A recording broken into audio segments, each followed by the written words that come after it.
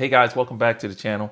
Welcome back to my quest to finding the right film stocks for me, black and white, to go out and shoot street photography with. So last video you saw was me going out with Lomography Lady Gray. I've shot it before, but not really shot it and really tested it like I kind of did on the last video, and seeing what it can do for me and how much I liked it.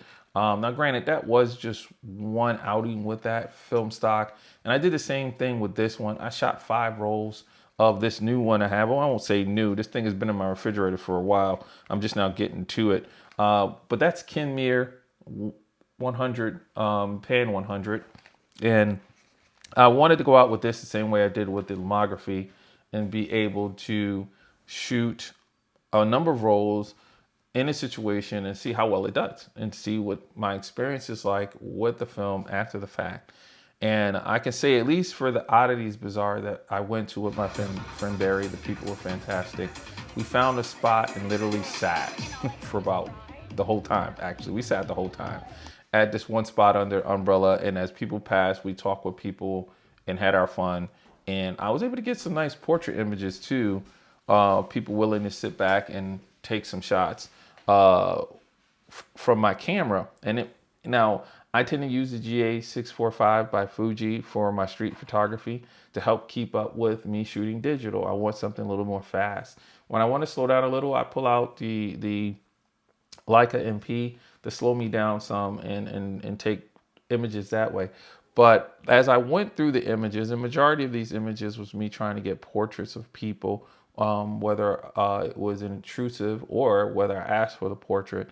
One of the things I noticed the most about the stock was how well it handled the highlights, but how well it handled or didn't handle the shadows and the blacks.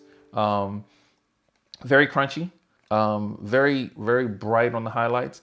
In some scenarios, this really works. There's some images where I had some nice, I guess you could say, back and forth between very bright items or subjects or things in the frame as well as things that were really dark and crunched out.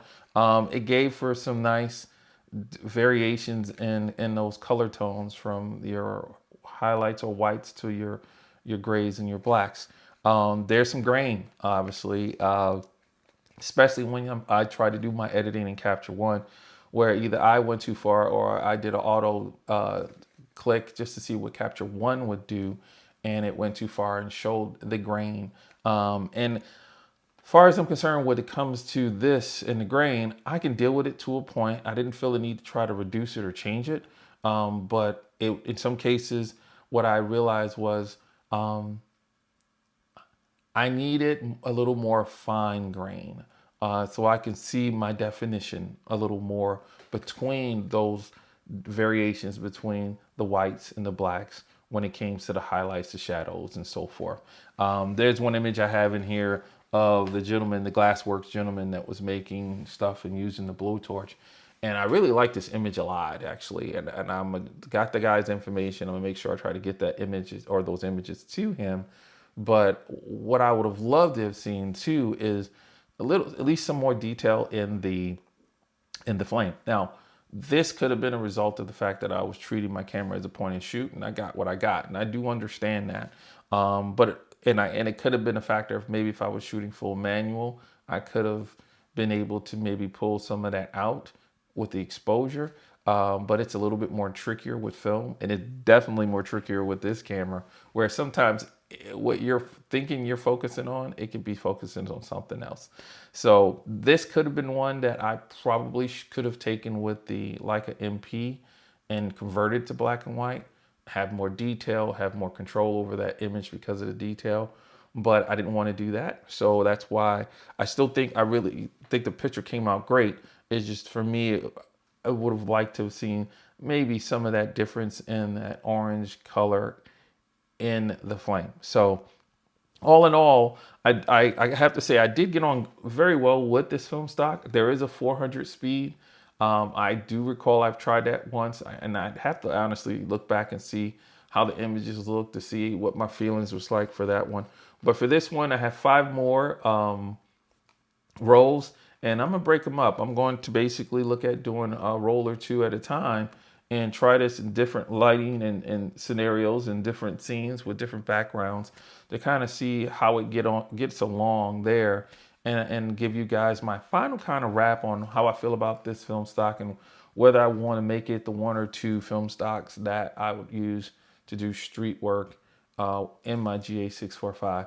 I can tell you right now, my top two right now would be the Wolfman 100, and it would be also the Cinestill XX 250 speed.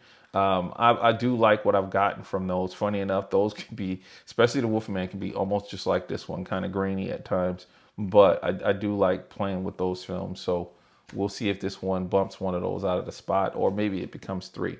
So let me know what you guys think in the comments. Let me definitely know what you think about the images. So I'm gonna put them all up, so you'll see them all, and for all 5 rolls, and you let me know what you think about them and how I did. And if you've shot with this Kentmere Pan 100, let me know what your experience is as well. And what film stocks do you guys shoot? For those of you that shoot film black and white for your street photography, what's your favorite? I know a lot of folks like Kodak films for sure, and it's because they tend to be more fine grain. But let me know what other brands you've shot and what you guys feel about them. And I'll see you guys on the next video.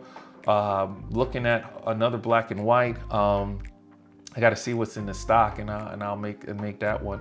But we're getting to I think a point where I think I'm probably starting to make a better understanding for my choices when it comes to black and white film and what I would like to see. I can tell you, as I ramble here and finish this off, I am not a fan of the Ilford XP2, which could be processed in C41. Not a fan of that black and white. Just doesn't give me what I want. It can be too soft too sometimes. It can be all over the board in the same scene as far as how it handles the highlights and the shadows and the blacks and the whites. So not a big fan of that film. I'll see you guys on the next one. Enjoy your week.